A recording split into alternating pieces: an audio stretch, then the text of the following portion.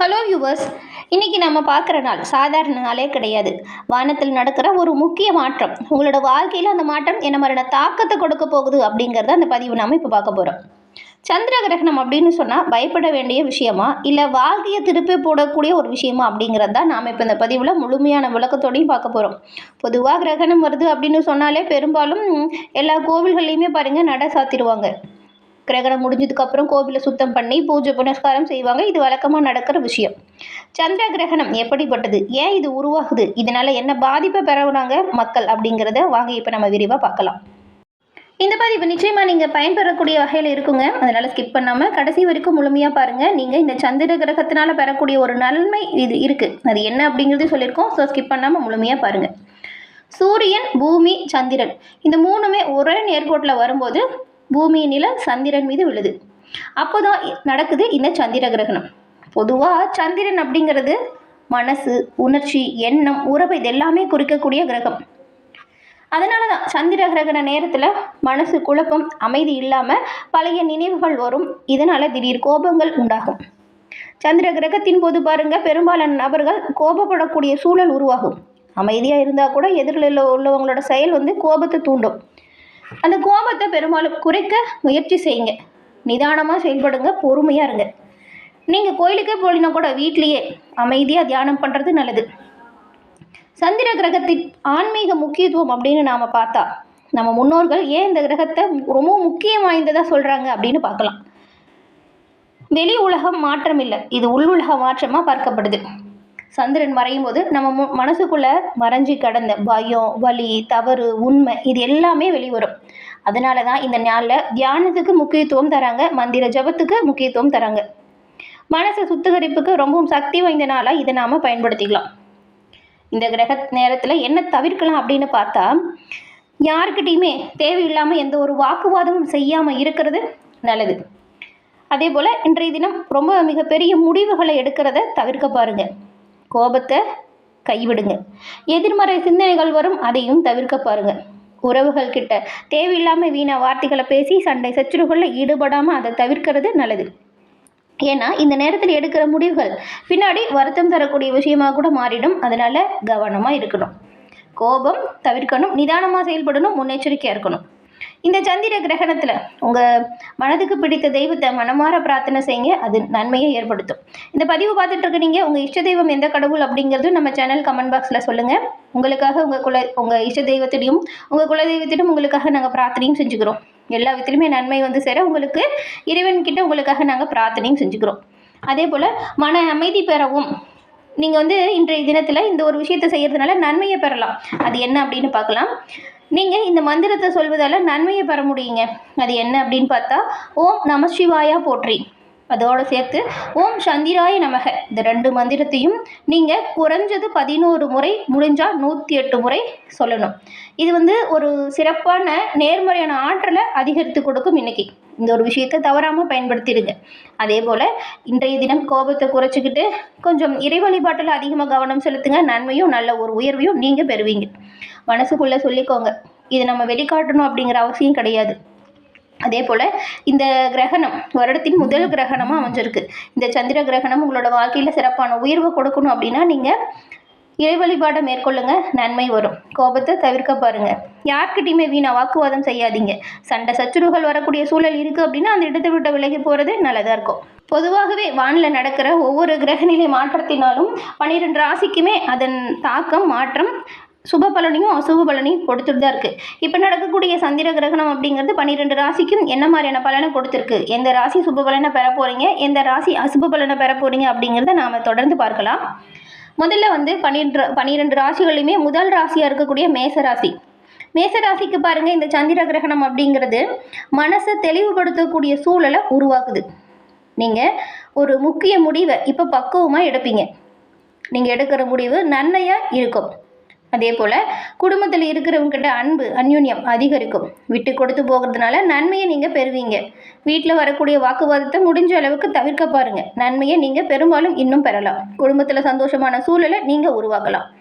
இன்றைய தினம் செய்கிற ஒரு நல்ல விஷயம் பல மடங்கு உங்களுக்கு நன்மையாக சேரும். முடிஞ்ச அளவுக்கு ஏழை எளியவங்களுக்கு தானம் கொடுங்க, நன்மைகளை நீங்கள் பெறுவீங்க. அடுத்து ரிஷபம் ராசி. ரிஷபராசி பாருங்கள், சுக்கிர பகவான ராசி அதிபதியாக கொண்டது. உங்களுக்கு இந்த சந்திர கிரகணத்தோட பலன் அப்படின்னு பார்த்தா, பணம், குடும்பம் தொடர்பான குழப்பங்கள் எல்லாமே உங்களை விட்டு மெல்ல மெல்ல சரியாகக்கூடிய வாய்ப்பை கொடுக்குது. கடந்த காலத்தில் பண நெருக்கடியால் சில பிரச்சனைகளை சந்தித்து வந்த நீங்கள் அந்த பிரச்சனையிலிருந்து விடுபட்டு நன்மைகளை பெற போகிறீங்க. குடும்பம் தொடர்பான குழப்பமே நீங்கும். குடும்பத்தில் இருக்கிறவங்ககிட்ட வீணா வாக்குவாதம் செய்யாமல் இருக்கிறது நல்லது. விட்டு கொடுத்து அனுசரித்து போகிறதுனால இதுவரைக்கும் இருந்த குழப்பம் மெல்ல மெல்ல சரியாகக்கூடிய சூழலை ரிஷபராசி அன்பர்கள் நீங்கள் பெற போகிறீங்க. அடுத்து மிதுனம் ராசி. மிதுன ராசி பாருங்கள், புதன் பகவான ராசி அதிபதியாக கொண்டவங்களா இருக்கீங்க. நீங்கள் இப்போ பாருங்கள், நிறைய உறவுகளை உண்மையான உறவுகள் அப்படின்னு நினச்சிட்டு இருந்திருப்பீங்க. உறவு விஷயத்தில் முழுமையான உண்மையும் வெளிப்பட போகுது.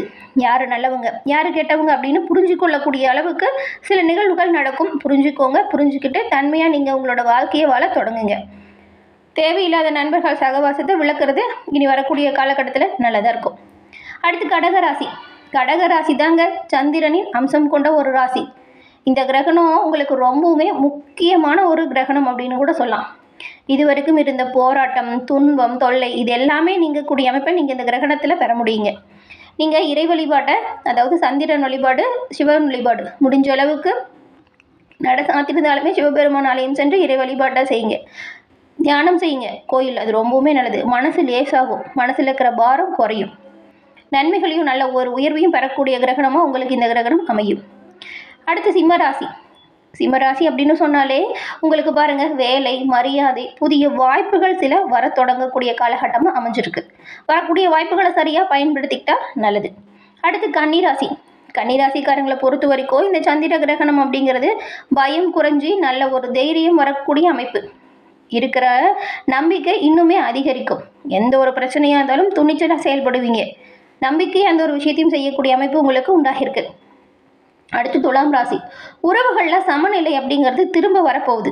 சண்டை சச்சரவுகளால் பிரிஞ்சிருந்த உறவுகள் இப்போ மீண்டும் ஒன்று சேரக்கூடிய வாய்ப்பு. விட்டு கொடுத்து அனுசரித்து போனால் நன்மைகளை நீங்கள் பெரும்பாலும் பெறலாம். அடுத்து விருச்சிகம் ராசி. உள்மாற்றம் வாழ்க்கையில் திசை மாறும் அமைப்பை ஏற்படுத்துது. மனதில் இருந்த தயக்கம் நீங்கி தெளிவாக நீங்கள் எல்லா விஷயத்தையும் இப்போ செய்ய தொடங்க போகிறீங்க. இதனால் சில நன்மைகளும் வர சேரும். அடுத்து தனுசு ராசி. தனுசு ராசி அன்பர்கள் உங்களுக்கு பாருங்கள், கடந்த காலத்தில் ஏற்பட்டிருந்த தொல்லை, துன்பம் இது எல்லாமே நீங்கி புதிய பாதை உருவாகக்கூடிய அமைப்பு இனி வரக்கூடிய காலகட்டத்தில் அமைய போகுது. புதிய பாதை நல்ல ஒரு உயர்வை ஏற்படுத்தும் பாதை அப்படின்னு கூட சொல்லலாம். அடுத்து மகர ராசி.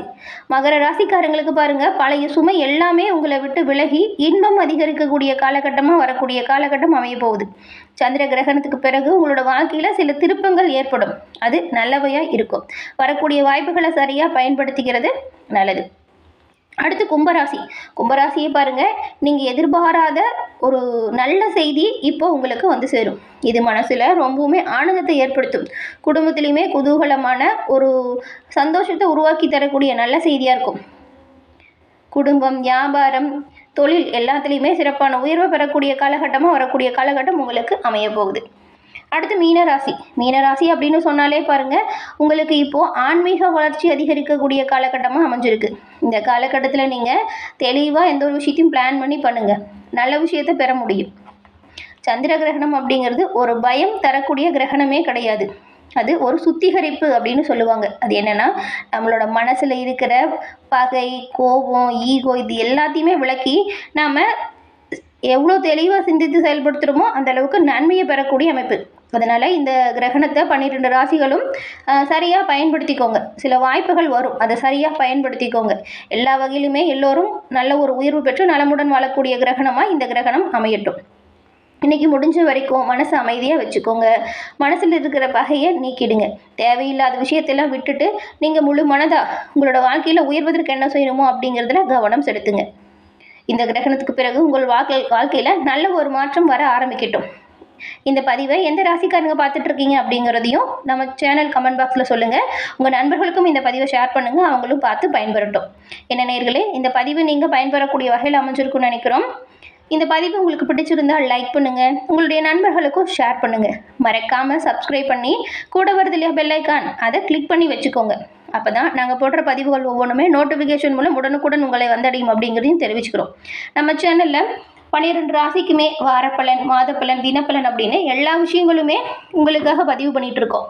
நம்ம சேனலை தொடர்ந்து சப்ஸ்கிரைப் பண்ணி வச்சு பெல் ஐக்கானையும் கிளிக் பண்ணி வச்சுக்கோங்க. அப்போ தான் நாங்கள் போடுற பதிவுகள் உடனுக்குடன் உங்களை வந்தடையும் அப்படிங்கிறத தெரிவிச்சுக்கிறோம். இந்த கிரகணம் ரொம்பவுமே சிறப்பான வாய்ப்பை ஏற்படுத்துது. எல்லோரும் இறை வழிபாட்டை மேற்கொண்டு நன்மைகளை பெறக்கூடிய அமைப்பை பெற்றுக்கோங்க. தொடர்ந்து பார்த்தமைக்கு நன்றி நேயர்களே.